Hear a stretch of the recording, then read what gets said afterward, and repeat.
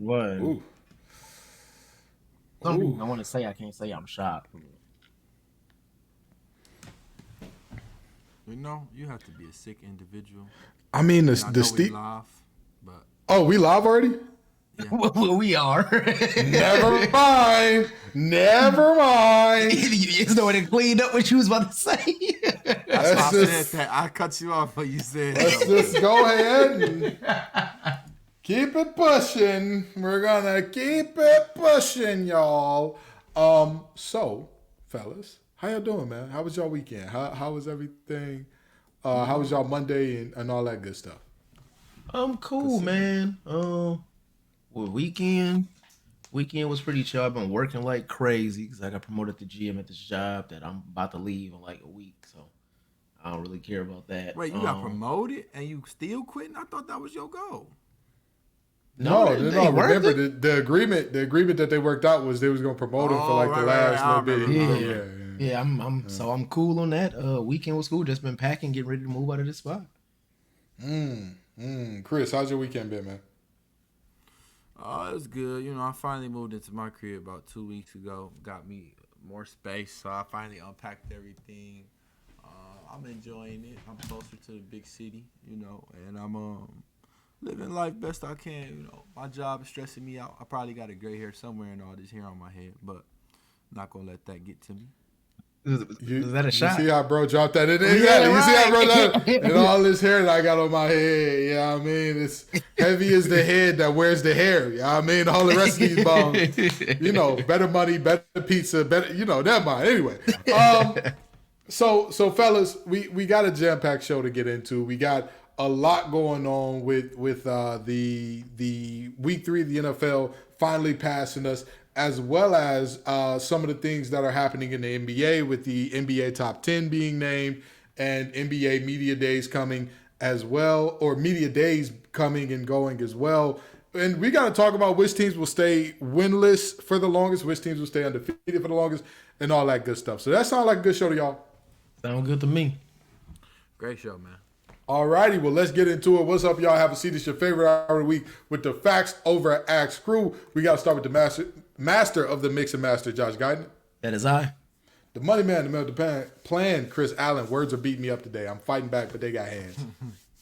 Right here, right here. And then there's little old MC. That's me, Ken Gibbs. Now, folks, before we get into the show, y'all know we got to start it with a Would You Rather. And this Would You Rather has been trending as of late. And this just shows, I believe, we didn't even talk about this like before the show that much. But I think that this goes to show that like Detroiters are just built a little different than everybody else. 60 hours a week, you got to work 60 hours a week, but you're going to make $100,000 a month or $10,000 a month to do nothing. What do y'all think here? I'm working the 60 hours. And one, they're not specifying what you're doing. But at the same time, I can't think of many jobs that's like so taxing on a body where I'm going to be like 100K a month, not worth it. They could literally have me in there with a broom sweeping up doo-doo for 60 hours. That's a pretty easy job. For real. It is low-key. It is low-key. Like you just put on the little hazmat suit to make sure none of it get on you. But I can't think of any situation where I'm not taking 100, where I'm not taking 100K. Because at the end of the year, that's 1.2 million. Yeah. And if think of how many times before, I feel like all three of us are in better situations now in the workforce than we were 10 years ago. But I'm pretty sure all three of us worked some pretty terrible jobs. And we was putting in crazy hours for some stuff that wasn't paid. I used to work at Wendy's when I was in high school. I was going to high school. I had never had a W-2 until after I graduated college, my boy. Right.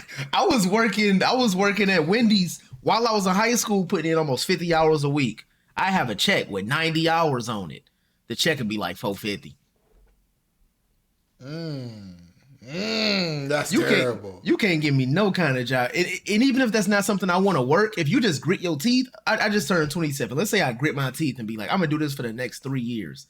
There's no reason why I shouldn't be set for the rest of my life. Just almost, I could retire easy. That's facts. As long as there's something that's horribly unethical or unethical, I definitely take the 60 hours. You know what I mean? Like Now, if there was like, hey, Ken, like you got to be the person to push the button. Like every time that we about to go to war, every time we suspect there's something going on somewhere, like go ahead and you're the guy that pushes. Whoa, hold on, wait a minute. Hey, nah, you're wildin'. You're wild. That's just, again, for me personally, I couldn't work for the Department of Defense and nothing like that. But if you're talking about like a regular, like if someone's like, oh, Ken, you got to recruit for 60 hours a week. I don't give a damn. I will hire everybody. You understand? I'll be out there on the corner. If any of y'all seen Hunk for Jesus Save Your Soul, I'll be out there like they was with the sign talking about, Hunk, if you need a job, come talk to the kids. Boy, what? Boy, that ain't, everybody's talking about, well, the 10K, you could turn that into more because you not doing nothing all day. So you got your freedom. And I'm like, yeah, you got your freedom while it lasts. I mean, like, now granted, you also gotta have that financial knowledge to flip that 10K into something. Now, granted, if both of them were like eternal, then obviously I'm taking the 10K a month because like 10K a month to just sit there is like, I mean, that's kind of winning. And you can still do, a year. You can do side missions in life when you get bored. And mind you, if you're getting paid $120 to do nothing, like we could all still work our regular jobs that we have now, just add on $120 a year on the back end. Like, sure, if it's eternal, yes, give me the do nothing. But if it's like, these are like real jobs and you got to pick one, oh, give me the 120. Give me the 100. The 10K kind of puts you in a box. You know what I mean? Like, it doesn't give you a variety of things you could do. Like, with 10K a month, you can't just go buy a house. You know what I mean? You got to like, okay, after 3 months, I could buy a house. 100K a month, you can go buy 3 houses the first month. And then, I mean, yeah, but it's again, it's a very limited situation in which like I would do because again, Chris, me and you have talked about this before. They're like owning multiple houses is not something that I'm interested in any way. You know what I mean? Like that's just not for me personally. It's like, hey, I get it. It's not for everybody. But what I'm just saying is 1 month versus 1 month, right? If you look at it as simple as that, 1 month versus 1 month. Essentially, you could take 100,000 and then still not do nothing. Just work one hard month. Again, if it was 10 times the amount of money.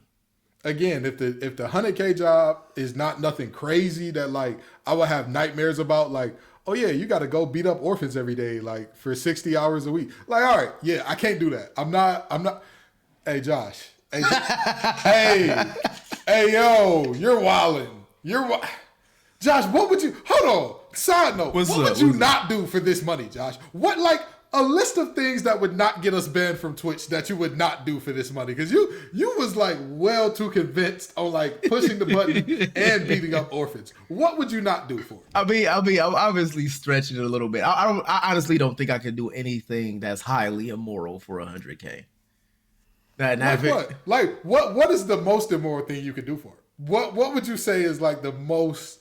Like the thing that most people would frown upon to do would be like, hey, I did what I had to do. If it was involving some kind of like scam, I think I'd be fine with scamming for 100K a month. Oh, not you with Baby Tron hitting the 201s and 101s. I think I'll be okay with skip, but it depends. It depends. I also gotta have like you selling reverse mortgages to Granny. You a sicko. I also gotta have it depends on who Granny. Why? It depends on who Granny. Now, if we talking, you know what I'm saying, Detroit on Outer Drive Granny that I had the crib for 40 years, I feel bad scamming her. If we talk about Royal Oak Granny, it sound like a lick to me. Hey, yo. Where was you at January 6th? Quickly. Where was you at January 6th? Before I scam you, where was you at January 6th? Before I say this life is...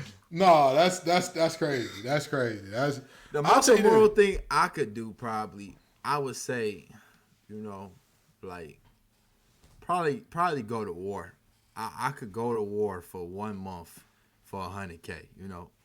And just pray I make it out. I think that's the most immoral thing I could do. If I gotta take some bodies with me, I have to do it. But it's war, so it's acceptable. But I think that's the most thing when people be like, you really went to the military for a month just for 100,000? It's like, yeah, bro. I'll tell you this: the most immoral thing that I would do that I can mention on this show for 100K a month would probably, I would like.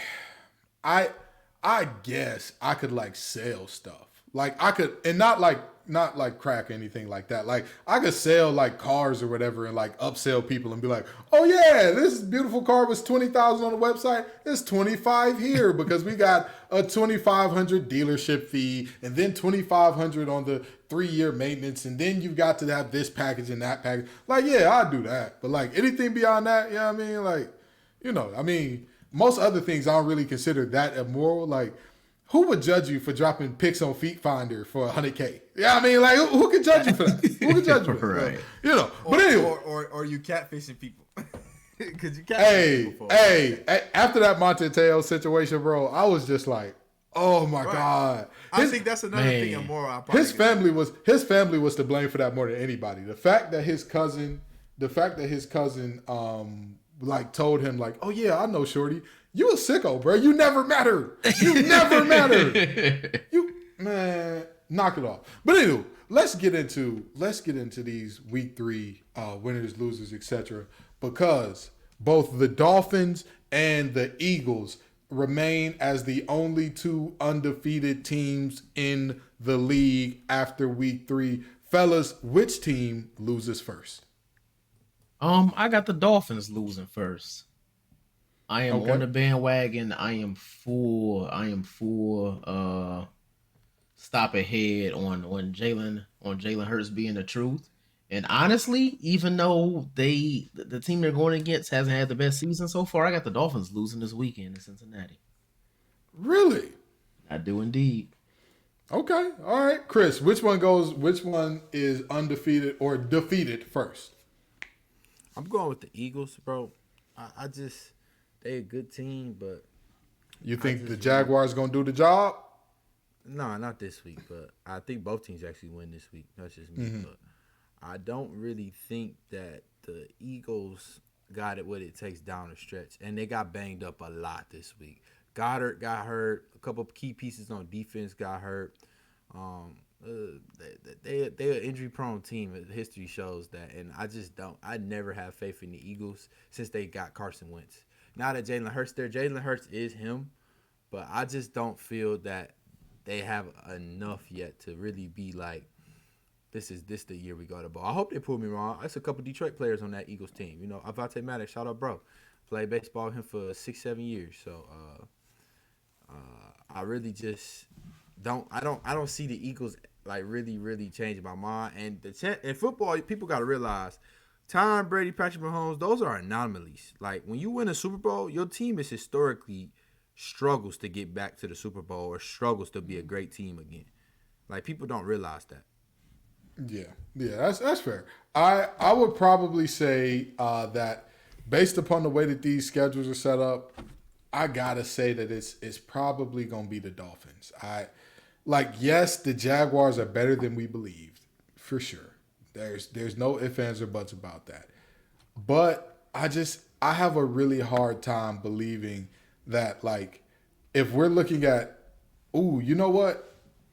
The Bengals are due for a bounce back game, like Guyton was mentioning. This is a team that at some point in time, I think they're going to wake up out of that Super Bowl malaise, unless the Dolphins, though. You think they have a bounce back game against? But the best team and this right now? This what I was just about to say. Unless that year really was a fluke, because starting off 1-3, that almost puts a nail in your coffin. Like that almost like is like, right. All right, you're done. Pack it up. There's nothing here especially for in you. The division they in. Exactly. That's what I'm saying. Like they know that this is.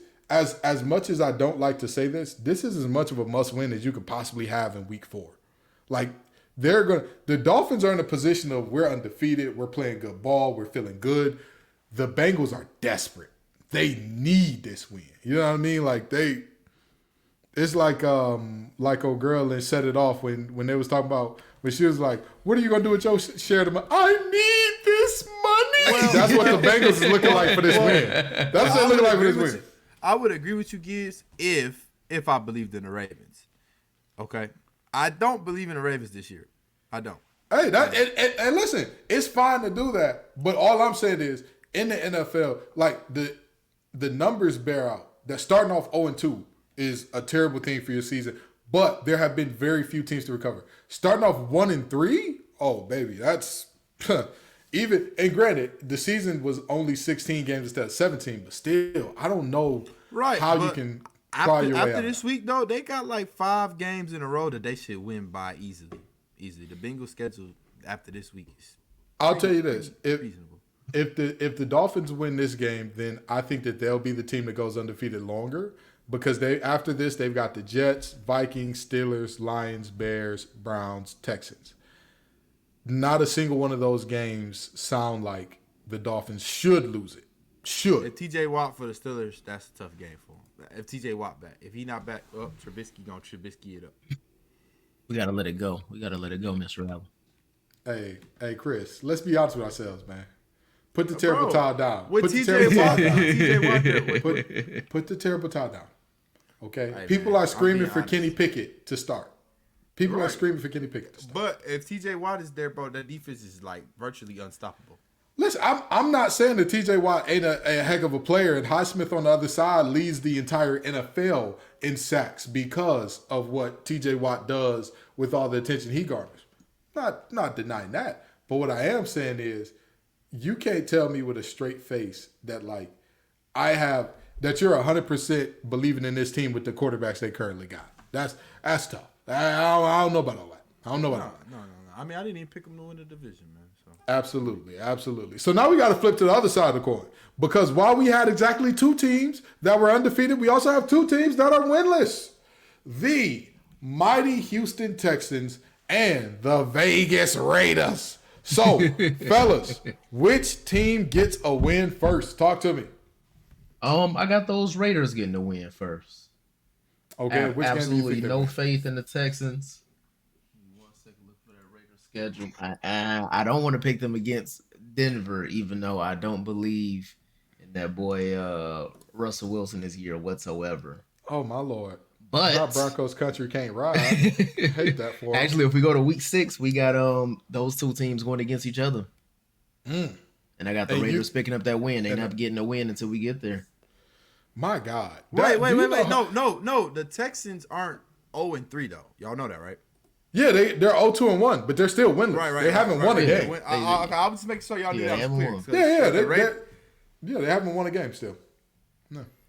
Okay. Just making sure y'all knew that because y'all ain't gonna like my answer. Y'all not gonna like my answer. Talk to me. What's your answer, man? The way y'all think of Mitch Trubisky is the way I think of Derek Carr. Oh my God. Man, you can't do Carr like that. Oh my God, what happened to you can't do Carr like that. Listen. The Texans play the Jaguars week 5. Guess who the Raiders play week 5 on Monday night? The Chiefs. They play the Chiefs. You telling me you like the Texans who tied with the Colts already, who already beat the Colts are a reasonably good team? And you telling me that they not going to at least compete with the Jaguars for a win before the Raiders compete for a win? I mean, listen. They can compete. That don't mean they're going to win. I was just about to say that. Listen. I'm going with the Texans get a win for them Raiders. Derek Carr has one of the best weapons in football right now in Devontae Adams. He probably has the best tight end in football in Darren Waller. He probably has the 3rd best defense in football. What more can they give him? Yes, he's got 2 running backs that are mediocre. But you got everything else. You have an offensive line that is top 10 in the league. You have a defense top 5 in the league. You got receivers and tight ends that are top 3 or higher in the league. You have a new coach who has an offensive-minded scheme. You ain't wrong. And you're still losing. And these games, it's not like you're losing like really good. You're losing games that teams are playing mediocre. The Texans have competed in every game. The fact that they lost to them Cardinals. After leading 20-0, what were you doing? Cliff Kingsbury is the coach of the Cardinals, and you blew a 20-point lead. So don't tell me y'all got the Raiders winning just quick, way faster than the Texans, because the Texans actually have a tie on their record, and they actually have competed. The only reason I got the Raiders winning is because they're going against each other. Well, and I'm going to say that, and I got to come in and I got to say, I I hate to say this, Chris. I hate to say this, but I'm with Josh, man. I'm with Josh. There's no way that the Texans get a win before the Raiders. And let me tell you why. If you look at the way that the Raiders have lost every game, except with the exception of that Cardinals game, it has been in a way that's like, oh, that's just like a very snake-bitten way to lose a game. Right. Like, you can't really do too much about that. The Texans, on the other hand, I mean, like, it's like everything seems to go right for them to keep them in the ball game. Like, they do everything right, and it's like, oh, look, they're close. Oh, this is nice. This is good. They're close.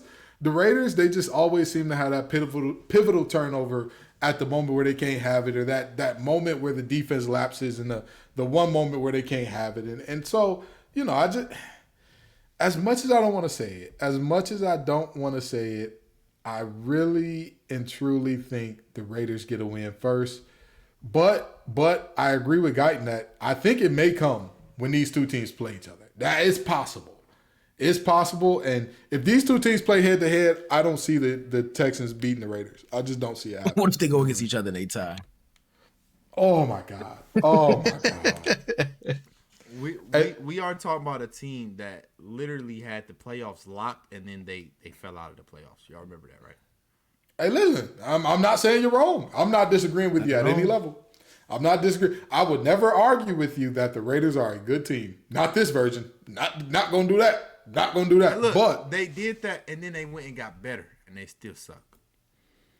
Yeah. I can't believe, like, again, of all players to fumble a game away, Renfro, of all people, the guy that's known for having sure hands, fumbles twice, and the second one gets returned for a touchdown in OT. Because you just know in NFL overtime, when you get that ball, you like, oh, we got it. This is over. We got the ball first. We're done.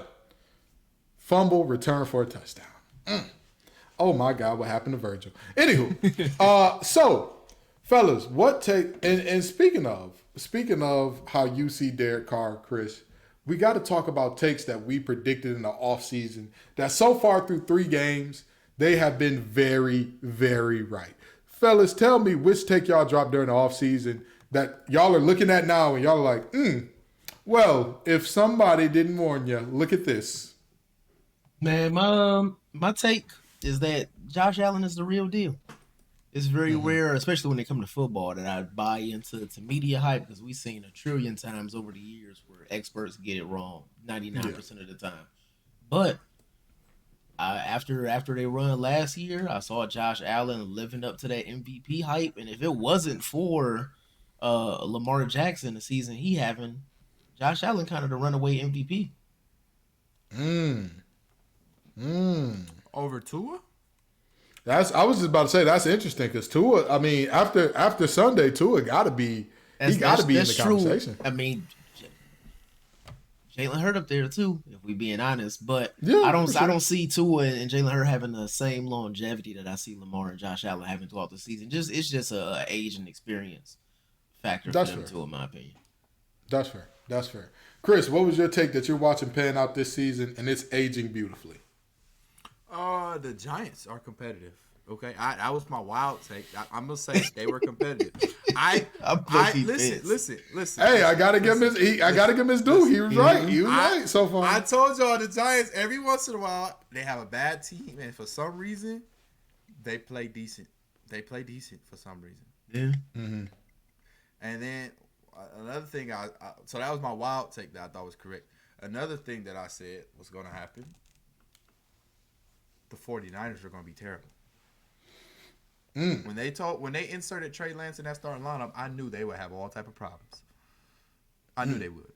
They are not a team that is driven by a young quarterback and a quarterback that hasn't proven himself yet. They have weapons on that offense that they need an experienced quarterback to get them the ball. And look what happened to Trey Lance. They overworked him. He got hit. He tweaked something. He got injured. Out for the season. Now you're back to square one with Jimmy Garoppolo, who stepped out of bounds and got a safety, matter of fact, to lose a game. That was probably the worst football game I ever watched, by the way. And not to mention, had he not stepped out the back of the end zone, he threw a pick six to Bradley Chubb. Now listen, Chubb is an NC State guy. I played with Chubb. He's an amazing man, comes from an amazing family. Chubb is a rush in. How under God's green earth do you not see 6'3", 265, 270 pounds of man standing right there between your receiver and you? Jimmy, to say you looking funny in the light is an understatement. It's an understatement. It's a real understatement. The take that I had that is aging just so well, just splendiferously well, the NFC East curse continues. I told y'all before the season, I said I was on the fence. I said I wanted to go with the Cowboys, but the curse of the NFC East. They've been winning though. So they're 2-1. They're 2-1. However, they happen to be in the division with the only undefeated team in the NFC. Like that's the essence of the NFC East. Like you'll finally find a season where you're good back to back, and then it just so happens that's the 1 year, one other team. I didn't know about that stat when you said it, kids. I'm not gonna lie. I had no clue about that stat. And actually, when I did my research, that's not even just that division. It's multiple divisions where it's actually like back to back winning, unless you're in the NFC North like the Lions are with the Packers. The Packers obviously dominated one part of it. And even the Patriots, when Brady was doing his thing, they were not always the best team. That's what I'm saying. It's amazing to me to see the way in which, like, there again, almost every division has seen a team be good enough for 2 years straight to be winning. The NFC East not having that happen in nearly 20 years. And then when we look at this year's team, the Cowboys on paper are better than everybody in the NFC East by a lot. And then all of a sudden, the Eagles said, wait a minute. Hold on, guys. Let's talk about this for a second. A.J. Brown may be one of the best receivers in the game. And who can score on us? Who can score on us? Because Justin Jefferson got put in a torture chamber by Darius Slay. I was looking up like, wow. Matt Patricia must pay for his crimes. Hot take for y'all, boys. Hot take for y'all. What if the NFL did an East and West conferences like the NBA? And you honestly, play all of the teams on one side once, and then you had your mixes of games on the other side. Honestly, the only problem with that idea is the amount of games it would require to get in on that. You know what I mean? Because like I think the minimum would be like 7 games. You had to win 7 games. Or what if you just play everybody on your side once? That would almost add up. You play everybody on your side once, which is 16 teams, right? Yes, you have 15 games They played. match you up with your counterpart on the other end. So when they do the power rankings for both sides, they match you with your counterpart on the other end. Whoever they after week 15, one seed go against one. I would kind of be into that. Yeah, that would make the NFL season crazy, wouldn't it? And I feel like that add a lot more stakes to the Super Bowl too, because those teams that's only gonna see each other probably once a year. I mean, it would, but the only problem that might create is like there are some like rivalries that are very, very intense that may not be intact after that happens. Like let's just be honest, right? Everybody knows that like Dallas geographically is not on the East Coast at all. Not even if you break down like how the NFL is broken up, I'm pretty sure Kansas City is to the east of Dallas, right? Or am I wrong? Barely? Okay, yeah, like that. You'd end up in a weird situation. There would still be West teams though. If you think about the breakdown of the NFL, I'm pretty sure both of those teams would still be in the West. Oh, yeah. Dallas and Houston. Even if you look at the NBA. So if you put them, and that's the problem. If you put them in the West, you no longer have Cowboys, Giants. I'm sorry, Cowboys.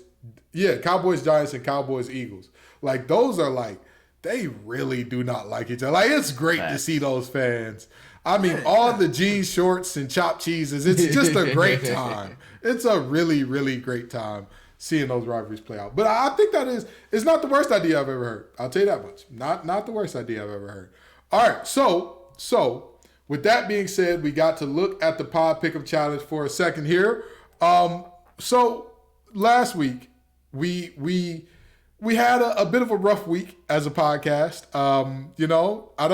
I think the only person that had a winning record out of last week was Josh. He picked Buffalo. I'm sorry, he picked Baltimore and Jacksonville. So, he was 2-1 on the week. Everybody picked Buffalo, so we all missed that one.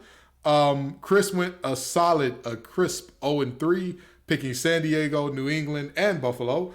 I went 1 of 2, picking Baltimore, San Diego, and I'm sorry, why do I keep calling them San Diego? They're the Los Angeles Chargers. I went 1 of 2, picking Baltimore, the Chargers, and the Bills.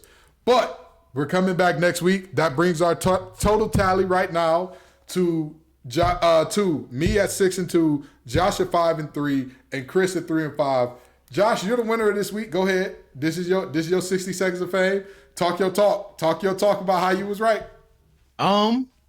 Honestly, I went on a hope and a prayer that Jacksonville was gonna pull through, and they did. I'm not gonna say I had some expert analysis on why they were going to win that game. You could, after watching sports for so while, you can see when a team got like some good chemistry and good momentum, and I thought that was gonna carry them into the next game. And our off the wall take that I think all three of us agreed that Jacksonville might win his division could probably be right. After seeing how they played this last Sunday, that might be right. And real quick, I do want to just to touch on our last segment. Those divisions would be weird if they did East and West or those conferences. Yeah, it would just I'm be looking at it. You're looking at Seattle, San Francisco, LA, Las Vegas, Arizona, Denver, Kansas City, Houston, Dallas, New Orleans, Minnesota, Green Bay, Indianapolis, Tennessee. That would be the West. Ugh. Right. Tennessee would be crying and throwing up. Like, wait, what you mean? What you mean we got to go to the other side of the country for every other game? Hold on. Wait a minute. But yeah, that'd be an interesting thing. So, in next week's games, we got Seattle and Detroit, Buffalo and Baltimore, Kansas City and Tampa Bay. Fellas, who you got? This is gonna go against what I said, what I'm going to say later in the show. But I got Detroit beating Seattle. Okay. I think they bounced back from that terrible loss that they just had. And I think the run game is going to shine against Seattle. Hey, they wrote Geno Smith off. He ain't right back, though. I got Baltimore beating Buffalo. I know it's going to be a super tough game, and that's just on a whim. But I think Lamar Jackson is keeping up this momentum, and he's gonna have a hell of a performance, game of a lifetime against Buffalo, because that's what he's been doing. He's been showing up with minimal weapons by his side. And then Kansas City and Tampa Bay. I got Tampa Bay winning. I think they took that tough loss against Green Bay. I think Tom Brady know how to bounce back in those games. And Kansas City, for some reason, I still feel like they're about to have one of those seasons where they, play lazy for the first half and feel like they could turn on that switch when it comes time for the playoffs. All right, Chris, who you got? Okay, I'm going to go with Detroit just because it's no way they lose two messy games like that. And Seattle is also a little banged up, and Detroit is actually a little banged up too. I don't know if Swift or Amar St. Brown are playing, but I think that they got the momentum going into it, and they coming home to Detroit, I believe. The next game, Buffalo and Baltimore. Typically I had to look at the injury report. If Hyde and the other guy from Buffalo that I just read, I can't think of his name right now, are injured, the clear favorite would be Baltimore. But I'm going to go with Buffalo just off the strength that Lamar can't keep just carrying his team on his back. Eventually, he got to have a week where it's like, all right, y'all, I can't do it by myself to this week. So I think this is that week where he like, okay, we got to take this L, and we just bounce back next week, because doing that against Buffalo, he going to have to put up almost 50 points by himself, and he don't have nobody to throw the ball to other than Andrews, and he runs a 4.7, 4.8 at best. So, yeah. Anyway, KC and Tampa Bay. Now, what I'm about to say here might rub y'all the wrong way, okay? Tom Brady has been awful this year. Tom Brady has been terrible. Don't disagree. His passes are short-armed. His passes are off target. His age is showing drastically. Tom Brady is falling off that cliff finally. Now he still have a good record because the people around him, and Mike Evans was suspended last week. I think he would have had better results with Mike Evans being in the lineup because the more attention would have been on Mike Evans.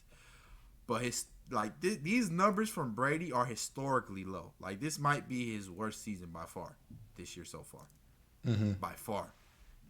And this is including the Deflategate, the Deflategate season where he started off really rocky when he came back from suspension. Tom Brady has been bad, so I'm gonna go with the Chiefs. Okay. So I'm gonna go Detroit, Buffalo, Kansas City. All right. Well, you know, I hate to be this guy. And we're not doing this as a pod just to be different. But I've got the only result that neither one of you went with in total. I've got Detroit, Baltimore, Kansas City, and let me explain to you why here. Detroit and Seattle.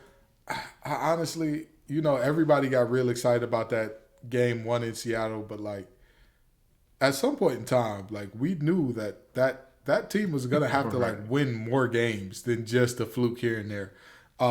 No Bobby Wagner, no what is that man's name? Jamal Adams, no Russell Wilson, no wins. I'm sorry. This is gonna be a rough season for them.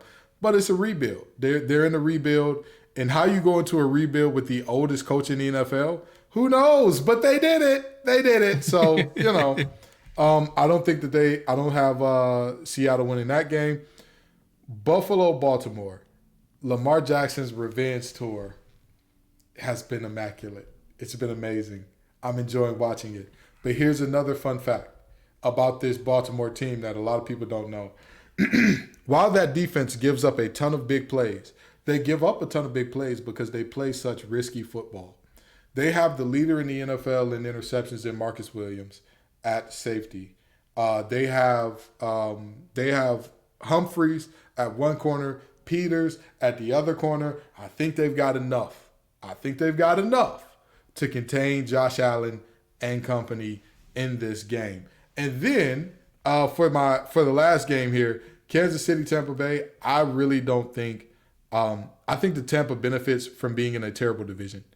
Because honestly, who's the second best team in the NFC South? You got the Panthers, you got the Falcons, you got the Saints. Who's the second best team?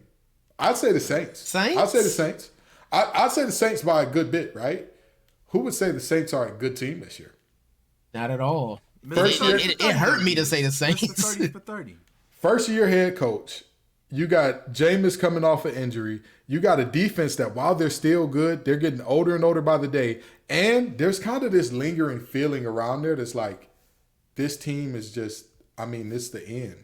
Like they got salary cap problems out the wazoo. They're having to trade players that they probably should be keeping because of those salary cap issues and all the dead cap they're going to have here soon. This just feels like, Tampa Bay is going to win that division because everybody else is so bad. They're not going to win this division because they're a really, really good football team. So those are my thoughts there. Those are why I picked the teams that I picked. So now we're to our favorite part of the show. We got the fact of the week and the act of the week. Chris, talk to us about your fact of the week. Okay, so my fact of the week this week is that Cowboys are setting everybody. No, that's my bad. Steelers defense is nothing without T.J. Watt. Literally, they go as T.J. Watt goes. Historically, they showed his stats so many times during the game. I was almost pissed and wanted to turn the game off because they showed how many games we win when he plays versus how many games we win when he loses. We're a whopping 1-7 when he doesn't play.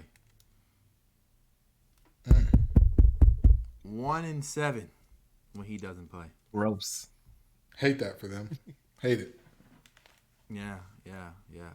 But the good news is we're a good 7-2, I think, when he plays. Yeah. So the Steelers defense is just, they go as T.J. Watt go. They're a great defense, but for some reason they don't know how to play defense unless T.J. Watt is on the field. I don't know why. Don't want to. The first week this year, 3 interceptions, game 1. T.J. Watt got 1, Minka got 1, and then another guy. I can't think of who got the third, but it was just all around. Execution was perfect. They won against the Bengals. Everybody counting them out against. Week 2, T.J. Watt is out. we struggled.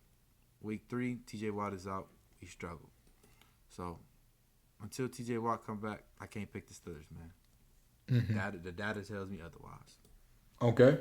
Josh, what's your fact of the week? Fact of the week: Trevor Lawrence might live up to the hype. Coming in last season, we saw how the Jaguars perform. Before he got drafted, they were saying that even though he looked like Sarah J, they were saying that Trevor Lawrence was going to be the the best quarterback of all time. And I don't think he's going to live up to that hype, but I do think that he's going to be a perennial Pro Bowl, possible one day MVP candidate in the NFL. And I think that's a big deal for Jacksonville, because if you look at any team that's been successful over the course of the past forever, the cornerstone is generally a quarterback. Only recent team I could think of to where they excel with a terrible quarterback is maybe the mid 2000s Bears that made the Super Bowl. Yeah. I don't think Grossman was terrible that year, but I do agree his overall career was terrible. Grossman was Eeks. Okay, I'll get that. My fact of the week. I had to think about this, and I honestly have to say it. I'm surprised more people are not talking about the Raiders being 0-3. I'm surprised that that's not like a thing that people are talking about everywhere, because like Chris talked about earlier, all the pieces are there for this to be a winning team. All the pieces are there. Say what you want about Derek Carr. Nobody outside of Chris and maybe a few others put him in a tier with Mitch Trubisky. Like, if there are 3 tiers of quarterbacks in the NFL, there's one that you win because of. That's your Lamar Jacksons. That's your Patrick Mahomes. That's your Josh Allens. That's your, that brand of quarterback. Like, the Tom Brady's. They're the best in the game. They make it happen. You give them chicken crap and they'll make you some chicken salad. You win because of them. And then you've got your quarterbacks. You win with them, right? Like, the rest of the team does good stuff and they're kind of along for the ride, and you win with them, right? Like, right. Like a Kirk Cousins, right? Like that's a win with guy. Probably, I thought the Derek Carr was in the win with guy. Like he wasn't going. You weren't going to see Derek Carr win you 10 football games based off the strength of Derek's on your team, so you're good. But you could win with him. And then there's the third group. You win in spite of this individual, in spite of their best efforts to sell the game. You find a way to win, right? These are generally the rookies. These are young guys, or these are the quarterbacks that just ain't never been about nothing. You know what I mean? And it's that category. They exist. They're not very good, but they exist. You're probably looking at your your Daniel Joneses or your Ryan Tannehills and what he's been this year. Like, you're looking at that category of guy. Baker Mayfield. You win in spite of what they're doing. I didn't think that the Raiders had that type of quarterback. So to see them struggling so mightily, disappointing to say the least. Fellas, what's your act of the week? What are you looking at and saying, like, this is disappointing? Act of the week. My act of the week are the Detroit Lions. I know I said I got them beating Seattle, but after that loss against Minnesota, it just showed me that the Lions are what anybody that's not a Detroit fan think that they are, and they're showing a repeat of themselves over the course of the past 50 years. I can't think of any team that has been as competitive as the Lions for so long, but they don't win games. I can think of any other team that has that many close games and makes that many dumb mistakes late game, regardless of who the coach is, the personnel, the players, the uniforms. That Lions loss against the Vikings is a Lions loss that we've seen 1 trillion times, that I feel like no other team, every other team might have one loss like that a year. I feel like the Lions has done that 4 or 5 times every season for the past, I'm 27 years. Can we bring in Lil B to like uncurse this team? Like when he released Kevin Durant's curse, he won the championship immediately. Lil B, please come bless these Lions. We need your blessing, Mr. Bates guy. If you could just come and let us just get a little bit of winning, that'd be great. Chris, what's your act of the week? How about them Cowboys? That's my acting. They are setting y'all up to break y'all heart. They are really like the Cowboys. This is what the Cowboys do, man. And I don't want to toot Stephen A's horn. I mean, I'm a Cowboy hater as well. They do this every single year. Listen. The Cowboys always make you think, and I picked them to win the division just because I was like, the Eagles, Jalen Hurts gonna get hurt again. You know, I was like, Cowboys, they got a chance because Dak ain't no way he get hurt again. What happened? Cowboys Boy, said, were we wrong. they said, boy, Dak ain't gonna what? And then Dak got hurt. So that ruined my plans. But anyway, they set the world up, Gibbs. Let me just explain how they set the world up. The defense is clicking. The quarterback, he looking like Dak Prescott, even though he not Dak Prescott. Ezekiel Elliott had a better game, bounce back game last game. Pollard looks like Zeke Elliott 3 years ago. Zeke Elliott at Ohio State right now. They have probably the best offensive scheme right now in football without their starting quarterback because of the way they just been clicking on offense. They doing all this just to fall short to the Eagles. Oh, hate it for them. Hate it for them. Absolutely hate it. Absolutely. Wow. Well, I'm gonna tell you this. Because me and Josh have something in common today. Both of our acts are about the Lions. I thought that we were for the jokey jokes. My act of the week is the media and the fans. Y'all getting a little too sensitive on me. Because I remember when the Lions were the butt of the joke, and we could take the joke. The joke was running. All of the jokes was running. All of the Thanksgiving jokes. Even the Simpsons got in on the act. There was a Thanksgiving episode where Bart fell into a lion in capture. And you know what he said? It's Thanksgiving. Don't you have a football game to be losing? Everybody and their mama made fun of the Lions. Do you know what the Lions had to do when people made fun of them and what the Lions fans had to do?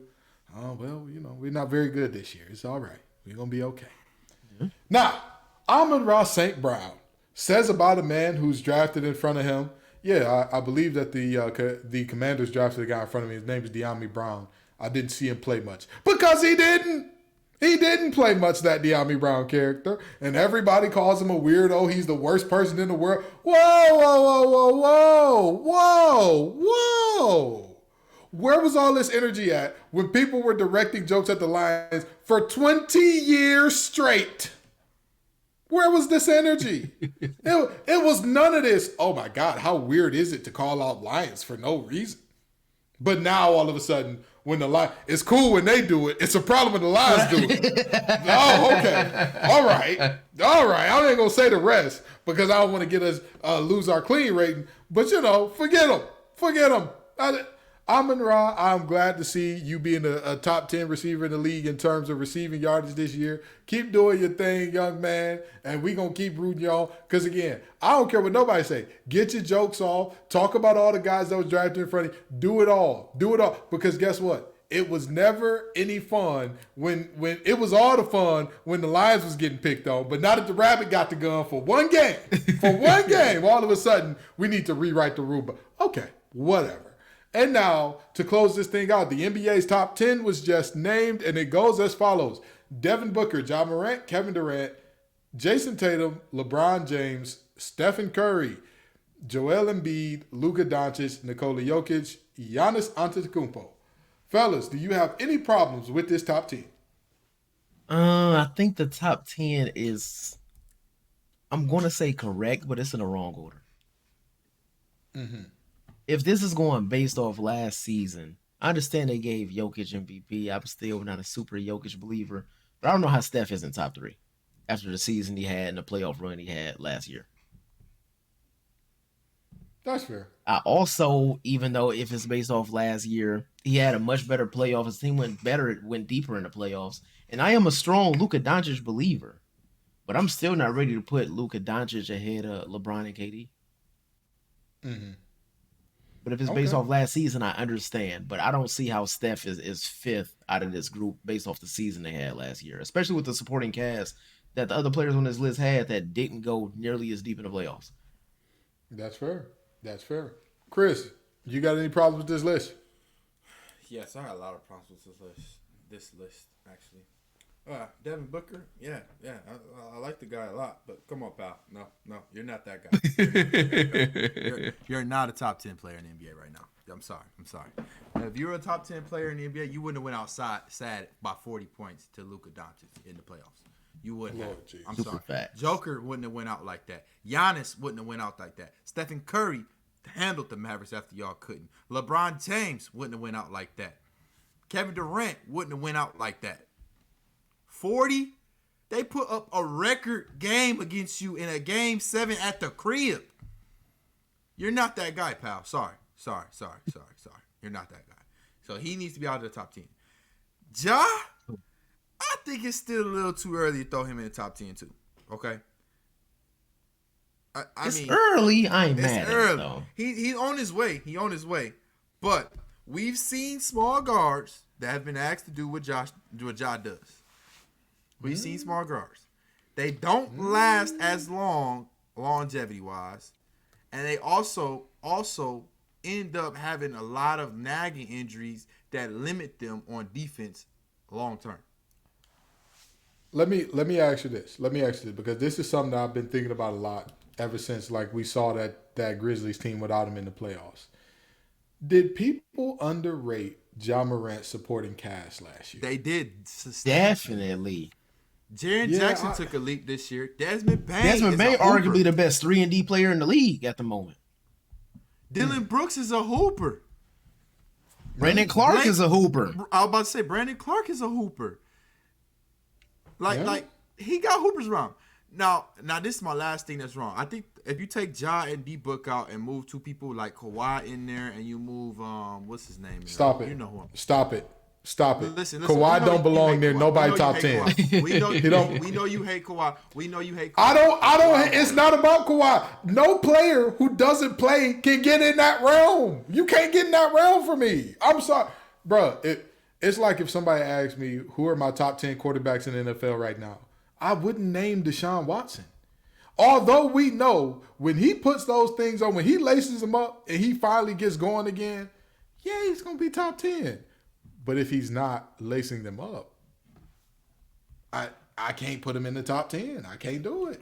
Okay, that's fine. He'll get back in top 10 after this season. But anyway, LeBron James is the guy that I just really don't understand what cliff he's falling off of.